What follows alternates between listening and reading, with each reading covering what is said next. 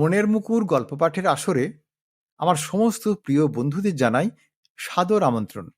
মূল গল্পে যাওয়ার আগে আমি আপনাদের বলবো যে গল্পটি যদি আপনাদের ভালো লাগে তাহলে অবশ্যই একটি লাইক দেবেন ও গল্পটি শেয়ার করবেন। আর যদি চ্যানেলটি এখনো সাবস্ক্রাইব না করে থাকেন তাহলে সাবস্ক্রাইব করে দেবেন। এবার তাহলে মূল গল্পে আসা যাক। আজ আমি আপনাদের পড়ে শোনাবো সাহিত্যিক বিভূতিভূষণ বন্দ্যোপাধ্যায়ের লেখা একটি খুবই সুন্দর গল্প। গল্পের নাম অভিশপ্ত। আমার জীবনে সে একটা অদ্ভুত ব্যাপার সেবার ঘটেছিল। বছর তিনেক আগেকার কথা। আমাকে বরিশালে ওধারে যেতে হয়েছিল একটা কাজে। ও অঞ্চলে একটা গঞ্জর থেকে বেলা প্রায় 12টার সময় নৌকায় উঠলুম।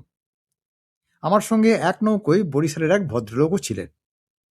গল্পে গুজবে সময় কাটতে লাগলো। সময়টা পুজোর ঠিক পরেই।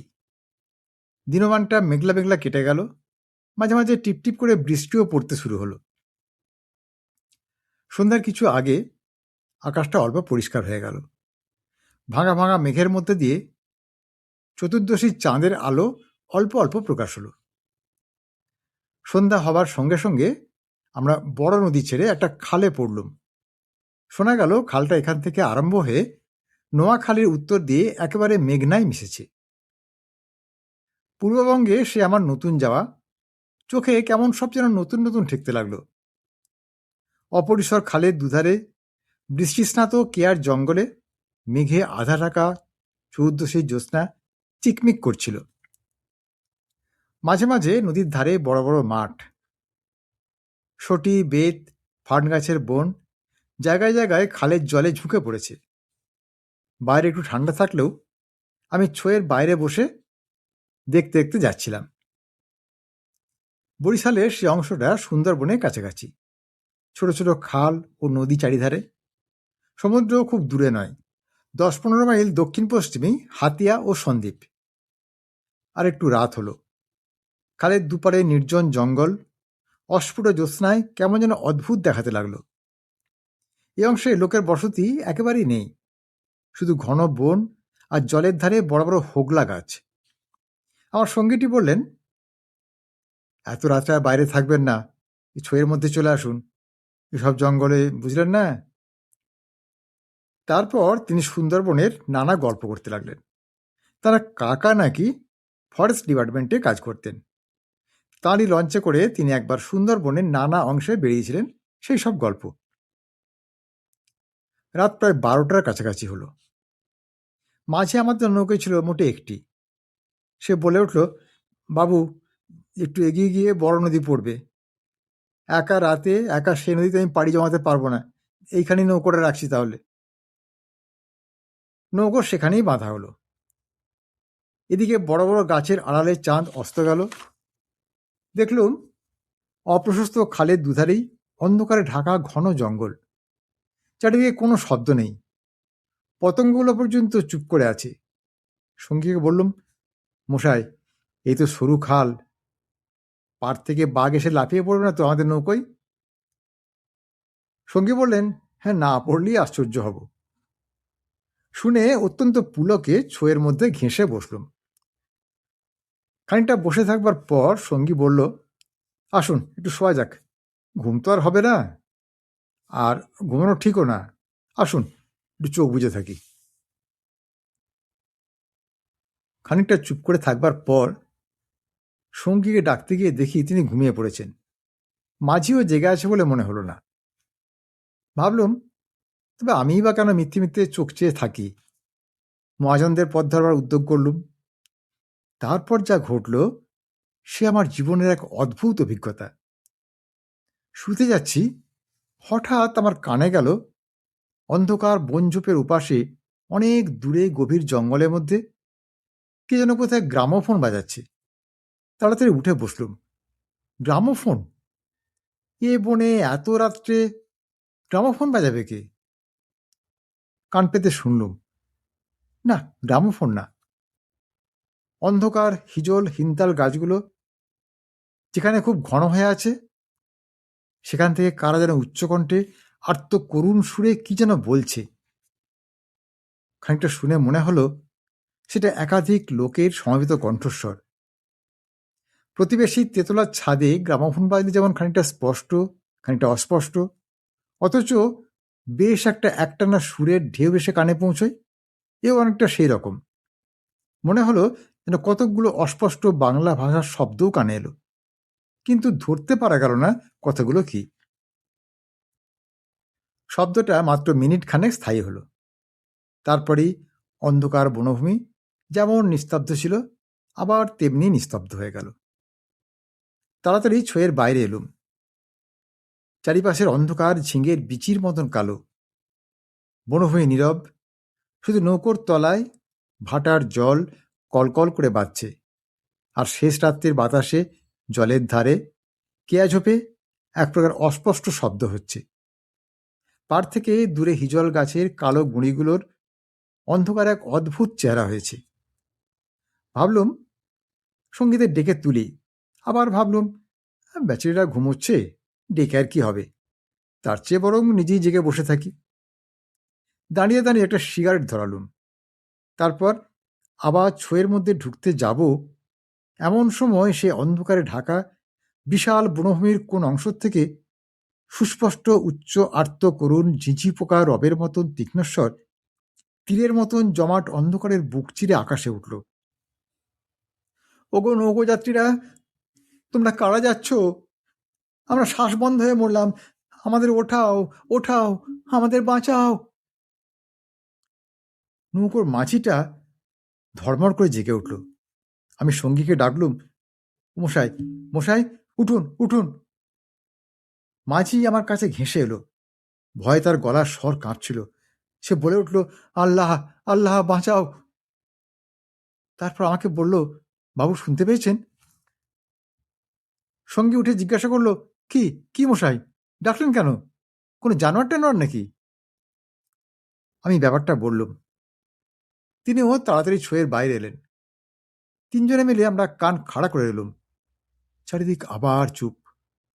ভাটার জল নৌকোর তলায় বেঁধে আগের চেয়েও জোরে শব্দ হচ্ছিল। সঙ্গী মাঝিকে জিজ্ঞেস করলেন, এটা কি তবে? মাঝি বললে, হ্যাঁ বাবু, এই তো বাঁই কীর্তিপাশার গড়। সঙ্গী বললেন, তা তুই জেনে শুনে এত রাত্রে এখানে নৌকো রাখলি কেন? বেকুব কোথাকার। মাঝি বলল, বাবু, আমরা তিনজন আছি বলেই রেখেছিলাম, ভাটার টানে নৌকো পিছিয়ে নেবার তো জো ছিল না। কথাবার্তার ধরন শুনে আমি সঙ্গীকে বললুম, কি মশাই, কি ব্যাপার, আপনি কিছু জানেন নাকি? ভয়ে যত না হোক বিস্ময়ে আমরা কেমন যেন হয়ে গেছিলাম। সঙ্গী বললেন, ওরে, তোর সে কেরোসিনের ডিবেটা জ্বাল, আলো জ্বেলে বসে থাকা যাক, রাত এখনো ঢের। মাঝিকে বললুম, তুই শব্দটা শুনতে পেয়েছিলি? সে বললে, হ্যাঁ বাবু, আওয়াজ কানে গিয়েই তো আমার ঘুম ভেঙে গেল। আমি আরো দুবার নৌকো বেয়ে যেতে যেতে ওটা শুনেছি। সঙ্গী বললেন, এটা এই অঞ্চলে একটা অদ্ভুত ঘটনা। তবে এই জায়গাটা সুন্দরবনের সীমানায় বলে, আর এই অঞ্চলে কোনো লোকালয় নেই বলে, শুধু নৌকোর মাঝিদের কাছে এটা সুপরিচিত। তবে এর পেছনে একটা ইতিহাস আছে, সেটা অবশ্য নৌকোর মাঝিদের কাছে পরিচিত নয়। সেইটা আপনাকে বলি, শুনুন। তারপর ধুমায়িত কেরোসিনের ডিবার আলোয় অন্ধকার বনের বুকের মধ্যে বসে সঙ্গীর মুখে কীর্তিপাশার গড়ের ইতিহাসটা শুনতে লাগলুম। 300 বছর আগেকার কথা। মুনিম খাঁ তখন গৌড়ের সুবাদার। এ অঞ্চলে তখন 12 ভূঁইয়া 2 প্রতাপশালী ভূঁইয়া রাজা রামচন্দ্র রায় ও ঈশা খাঁ মৎস্যদী আলীর খুব প্রতাপ। মেঘনার মহানার বাহির সমুদ্র, যাকে এখন সন্দ্বীপ চ্যানেল বলে, সেখানে তখন মগ আর পর্তুগিজ জলদস্যুরা শিকার অন্বেষণে সেনপক্ষীর মতো ওত পেতে বসে থাকত। সে সময় এখানে এরকম জঙ্গল ছিল না। এ সমস্ত জায়গা কীর্তি রায়ের অধিকারে ছিল। এইখানে তার সুদৃঢ় দুর্গ ছিল। মগ জলদস্যুর সঙ্গে তিনি অনেকবার লড়েছিলেন। তার অধীনে সৈন্য সামন্ত, কামান, যুদ্ধের পোষা সবই ছিল। সন্দ্বীপ তখন ছিল পর্তুগিজ জলদস্যুদের প্রধান আড্ডা। এদের আক্রমণ থেকে আত্মরক্ষা করার জন্য এই অঞ্চলের সকল জমিদারকেই সৈন্যরা দৃঢ় করে গড়তে হতো। এ বনের পশ্চিম ধার দিয়ে তখন একটা খাল বড় নদীতে পড়ত। বনের মধ্যে তার চিহ্ন এখনো আছে। কীর্তি রায় অত্যন্ত অত্যাচারী এবং দুর্ধর্ষ জমিদার ছিলেন। তার রাজ্যে এমন সুন্দর মেয়ে কমই ছিল যে তার অন্তঃপুরে একবার না ঢুকেছে। তাছাড়া তিনি নিজেও এক প্রকার জলদস্যু ছিলেন। তার নিজের অনেকগুলো বড় ছিপ ছিল। আশপাশের জমিদারি, এমনকি নিজের জমিদারের মধ্যেও সম্পত্তিশালী গৃহস্থের ধনরত্ন স্ত্রীকন্যা লুটপাট করার রূপ মহৎ কার্যে সেগুলি ব্যবহৃত হতো। কীর্তি রায়ের পাশের জমিদারি ছিল কীর্তি রায়ের এক বন্ধুর। এরা ছিলেন চন্দ্রদ্বীপের রাজা রামচন্দ্র রায়দের পত্তনিদার। অবশ্য সে সময় অনেক পত্তনিদারের ক্ষমতা এখনকার স্বাধীন রাজাদের চেয়েও বেশি ছিল। কীর্তি রায়ের বন্ধু মারা গেলে তার তরুণ বয়স্ক পুত্র নরনারায়ণ রায় পিতার জমিদারির ভার পান। নরনারায়ণ তখন সবে যৌবনে পদার্পণ করেছেন, অত্যন্ত সুপুরুষ, বীর ও শক্তিমান। নরনারায়ণ কীর্তি রায়ের পুত্র চঞ্চল রায়ের সমবয়সী ও বন্ধু। সেবার কীর্তি রায়ের নিমন্ত্রণে নরনারায়ণ রায় তাঁর রাজ্যে দিন কতকের জন্য বেড়াতে এলেন। চঞ্চল রায়ের তরুণী পত্নী লক্ষ্মীদেবী স্বামীর বন্ধু নরনারায়ণকে দেবরের মতন স্নেহর চোখে দেখতে লাগলেন। দু একদিনের মধ্যে কিন্তু সে স্নেহের চোটে নরনারায়ণকে বিব্রত হয়ে উঠতে হল। নরনারায়ণ রায় তরুণ বয়স্ক হলেও একটু গম্ভীর প্রকৃতির। বিদ্যুৎ চঞ্চলার তরুণী বন্ধুপত্নীর ব্যঙ্গ পরিহাসে গম্ভীর প্রকৃতি নরনারায়ণের মান বাঁচিয়ে চলা দুষ্কর হয়ে পড়ল। স্নান করে উঠেছেন, মাথার তাজ খুঁজে পাওয়া যায় না। নানা জায়গায় খুঁজে হয়রান হয়ে তার আশা ছেড়ে দিয়ে বসে আছেন। হঠাৎ কখন নিজের বালিশ তুলতে গিয়ে দেখেন তার নিচেই তাজ চাপা আছে, যদিও এর আগেও তিনি বালিশের নিচে খুঁজেছেন। তার প্রিয় তরবারিখানা দুপুর থেকে বিকেলের মধ্যে অন্তত 5 বার হারিয়ে গেল, আবার 5 বারই সম্পূর্ণ অপ্রত্যাশিত স্থান থেকে খুঁজে পাওয়া গেল।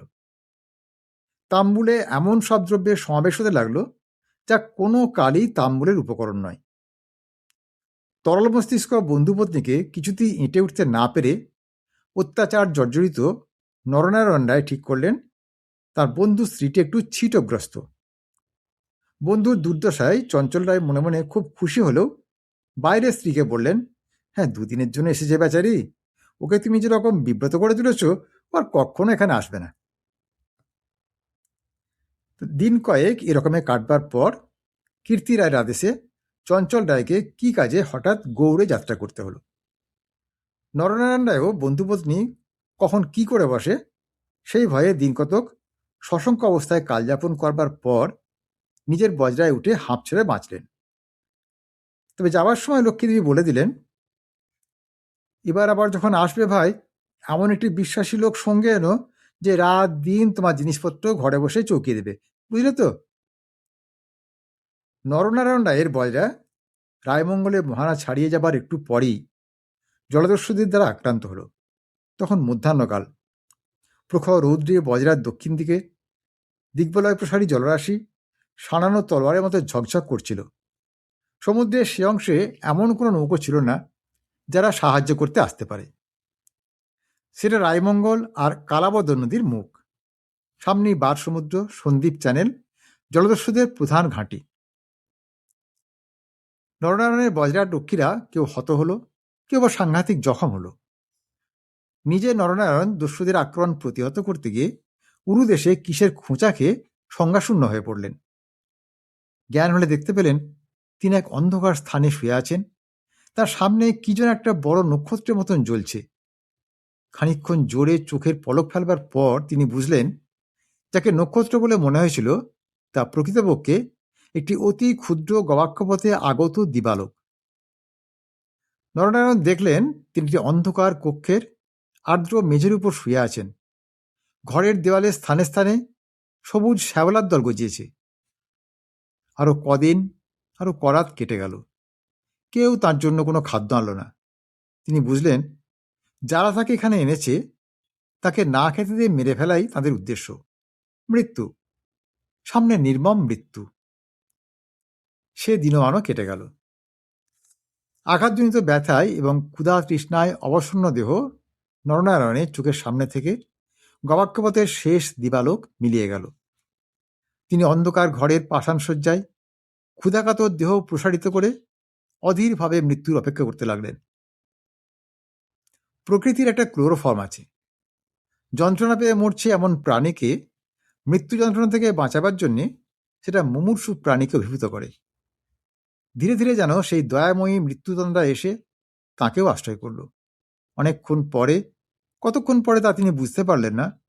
হঠাৎ আলো চোখে লেগে তাঁর তন্দ্রাঘোর কেটে গেল। বিস্মিত নরনারায়ণ চোখ মেলে দেখলেন তার সামনে প্রদীপ হস্তে দাঁড়িয়ে তাঁরই বন্ধুপত্নী লক্ষ্মীদেবী। কথা বলতে গিয়ে লক্ষ্মীদেবীর ইঙ্গিতে নরনারায়ণ থেমে গেলেন।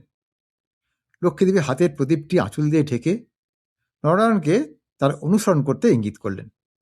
একবার নরনারায়ণের সন্দেহ হলো এসব স্বপ্ন নয় তো, কিন্তু ওই যে দীপশিখার উজ্জ্বল আলোয় আর্দ্র ভিত্তিগাত্রের সবুজ শ্যাবলার দল স্পষ্ট দেখা যায় যে।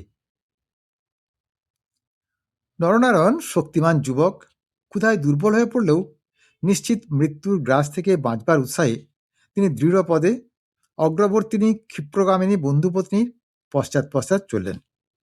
একটা বক্রগতি পাথরের সিঁড়ি দিয়ে উপরে উঠে একটি দীর্ঘ সুড়ঙ্গ পার হবার পর তিনি দেখলেন যে তারা কীর্তিরায়ের প্রাসাদের সামনের খাল ধারে এসে পৌঁছেছেন।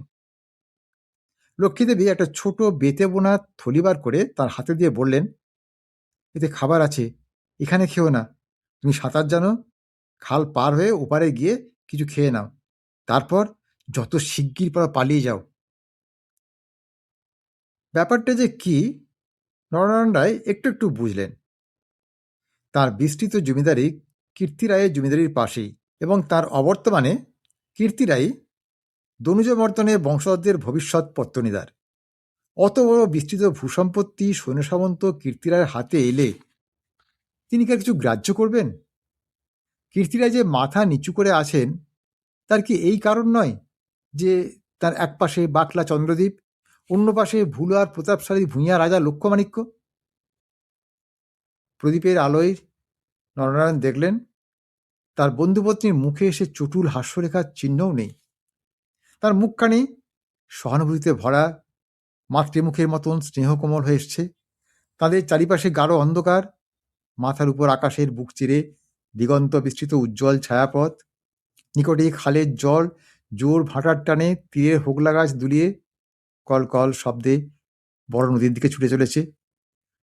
নরনারায়ণ আবেগপূর্ণ সুরে জিজ্ঞাসা করলেন, বউ ঠাকরুন, চঞ্চল কি এর মধ্যে আছে? লক্ষ্মীদেবী বললেন, না ভাই, তিনি কিছুই জানেন না। এসব আমার শ্বশুর ঠাকুরের কীর্তি, এই জন্যে তাকে অন্য জায়গায় পাঠিয়েছেন। এখন আমার তাই মনে হচ্ছে। গৌটুর সব মিথ্যে কথা। নরনারায়ণ দেখলেন লজ্জায় দুঃখে তার বন্ধুপত্নীর মুখ বিবর্ণ হয়ে উঠেছে। লক্ষ্মীদেবী আবার বললেন, আমি আজ জানতে পারি খিড়কিগড়ের পাইক সর্দার আমায় মা বলে। তাকে দিয়ে দুপুরাতের পাহারা সব সরিয়ে রেখে দিয়েছিলাম, তাই। নরনারায়ণ বললেন, বউ ঠাকরুন, আমার এক বোন ছেলেবেলায় মারা গিয়েছিল। তুমি আমার সেই বোন, আজ আবার ফিরে এলে। লক্ষ্মীদেবীর পদ্মের মতো মুখখানি চোখের জলে ভেসে গেল।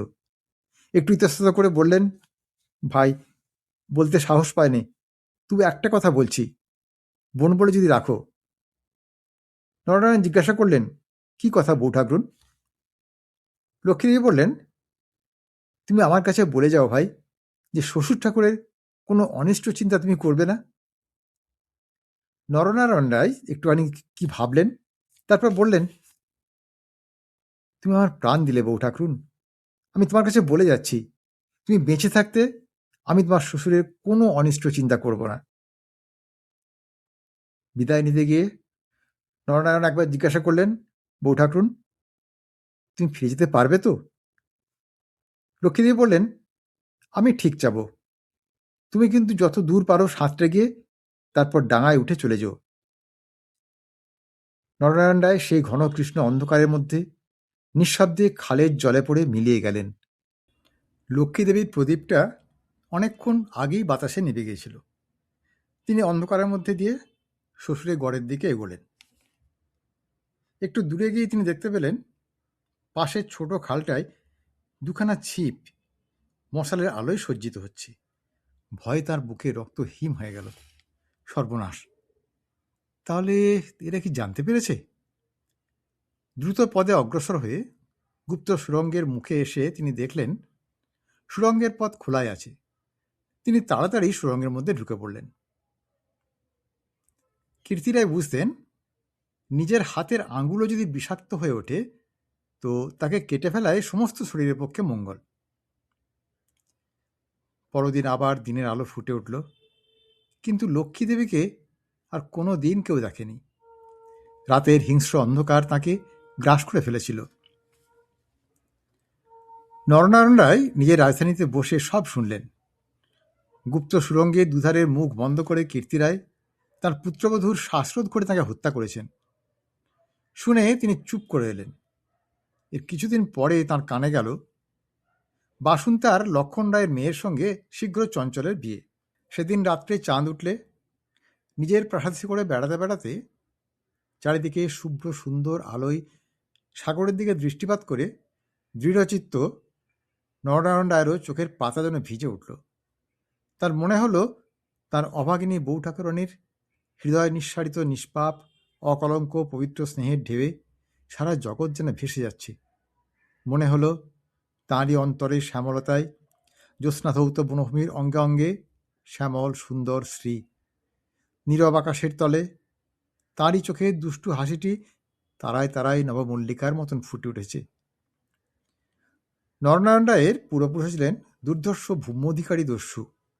হঠাৎ পূর্বপুরুষের সেই বর্বর রক্ত নরনারায়ণের ধমনীতে নেচে উঠল। তিনি মনে মনে বললেন, আমার অপমান আমি একরকম ভুলেছিলাম বউ ঠাকুরুন, কিন্তু তোমার অপমান আমি কখনো সহ্য করব না। কিছুদিন কেটে গেল। তারপর একদিন এক শীতের ভোর রাত্রির কুয়াশা কেটে যাওয়ার সঙ্গে সঙ্গে দেখা গেল কীর্তিরায়ের গড়ের খালের মুখ ছিপে সুলুপে জাহাজে ভরে গিয়েছে। তোপের আওয়াজে কীর্তিরায়ের প্রাসাদ দুর্গের ভিত্তি ঘন ঘন কেঁপে উঠতে লাগল। কীর্তিরায় শুনলেন আক্রমণকারী নরনারায়ণ রায় আর সঙ্গে দুরন্ত পর্তুগিজ জলদস্যু শিবাষ্টীয় গঞ্জালেস।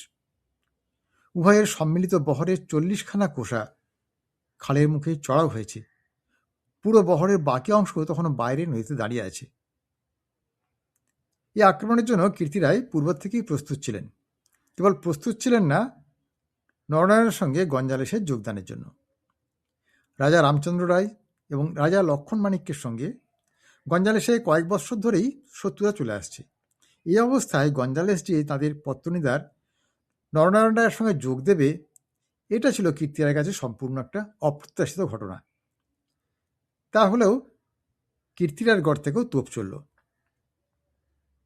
গঞ্জালেস সুদক্ষ নৌবীর। তার পরিচালনায় 10খানা সুলুপ চড়া ঘুরে গড়ের পাশে ছোট খালে ঢুকতে গিয়ে কীর্তিরায়ের নওয়ারার এক অংশ দ্বারা বাধাপ্রাপ্ত হল। গড়ের কামান সেদিকে এত প্রখর যে খালের মুখে দাঁড়িয়ে থাকলে বহর মারা পড়ে। তখন গঞ্জালেস দুখানা কামানবাহী সুলুপ ছোট খালের মুখে রেখে বাকিগুলো সেখান থেকে ঘুরিয়ে নিয়ে চড়ার পিছনে দাঁড় করালো। গঞ্জালেসের অধীনস্থ অন্যতম জলদস্যু মাইকেল রোজারিও ডি ভেগা এই ছোট বহর খালের মধ্যে ঢুকিয়ে গড়ের পশ্চিম দিক আক্রমণ করার জন্য আদিষ্ট হল। এই অতর্কিত আক্রমণে কীর্তিরায়ের নওয়ারা শত্রুবহর কর্তৃক ছিপি আঁটা বোতলের মতন খালের মধ্যে আটকে গেল। বার নদীতে গিয়ে যুদ্ধ দেবার ক্ষমতা তাদের আদৌ রইল না। তবুও তাদের বিক্রমে রোজারিও অনেকক্ষণ পর্যন্ত কিছু করে উঠতে পারলেন না। কীর্তিরায়ের নৌবহর দুর্বল ছিল না। কীর্তিরায়ের গড় থেকে পর্তুগিজ জলদস্যুদের আড্ডা সন্দ্বীপ খুব দূরে নয়। কাজেই কীর্তিরায়ের নৌবহরও খুব সুদৃঢ় করেই গড়তে হয়েছিল।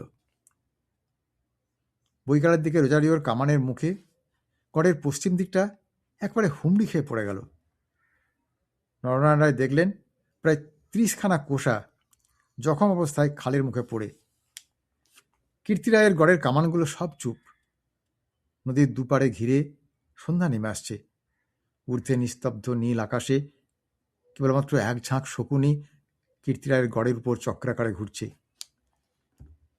হঠাৎ বিজয়োন্মত্ত নরনারায়ণের চোখের সম্মুখে বন্ধুপত্নীর বিদায়ের রাতের সন্ধ্যার পদ্মের মতন বিষাদ ভরা ম্লান মুখখানি, কাতর মিনতিপূর্ণ সেই চোখ দুটি মনে পড়ল।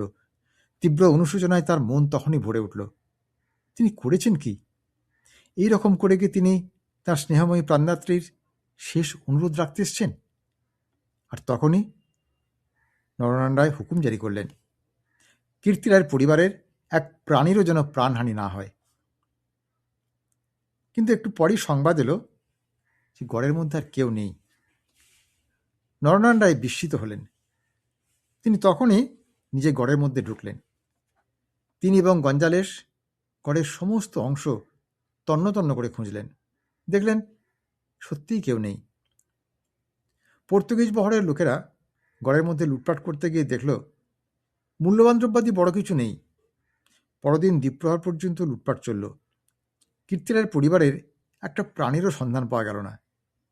অপরাহ্নে কেবলমাত্র দুখানা সুলুপ খালের মুখে পাহারা রেখে নরনারায়ণ রায় ফিরে চলে গেলেন। এই ঘটনার দিন কয়েক পরে পর্তুগিজ জলদস্যুর দল লুটপাট করে চলে গেল। কীর্তি রায়ের এক কর্মচারী গড়ের মধ্যে প্রবেশ করে।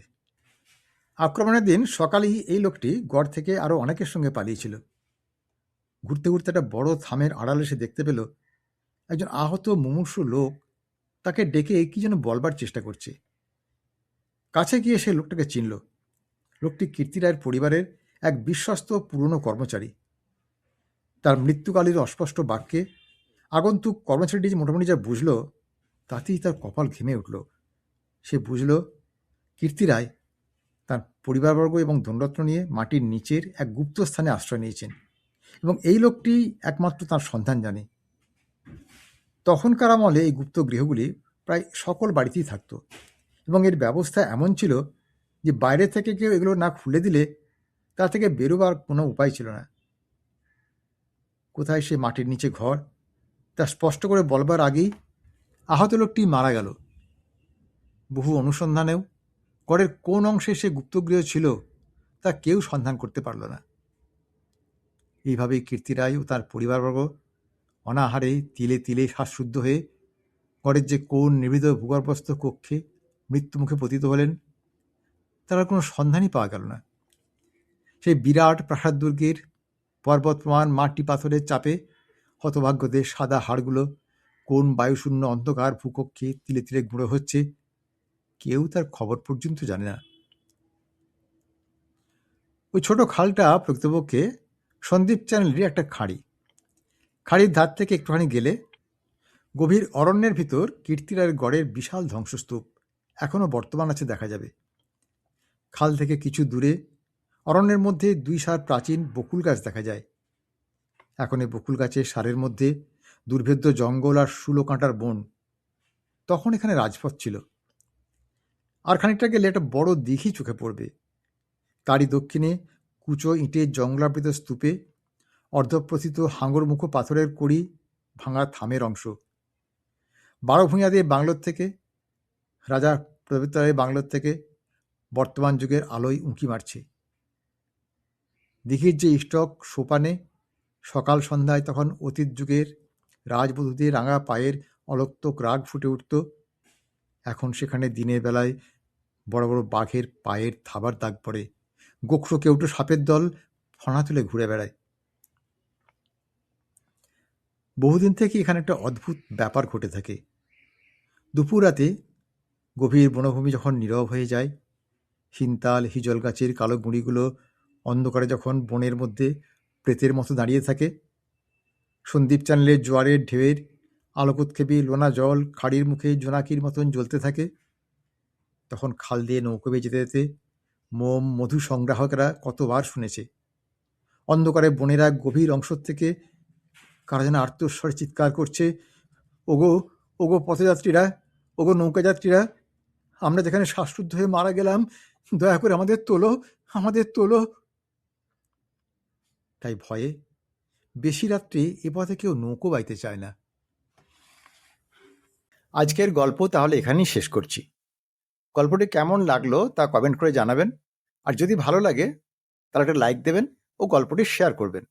আর যদি মনের মুকুর চ্যানেলটি এখনও সাবস্ক্রাইব না করে থাকেন তাহলে এখনই সাবস্ক্রাইব করে দিন। আজ তাহলে আসি বন্ধু, খুব শিগগিরই আবার হাজির হব এরকম একটি সুন্দর গল্পের ভিডিও নিয়ে। ততক্ষণ সবাই খুব ভালো থাকুন, সুস্থ থাকুন, আনন্দে থাকুন। নমস্কার।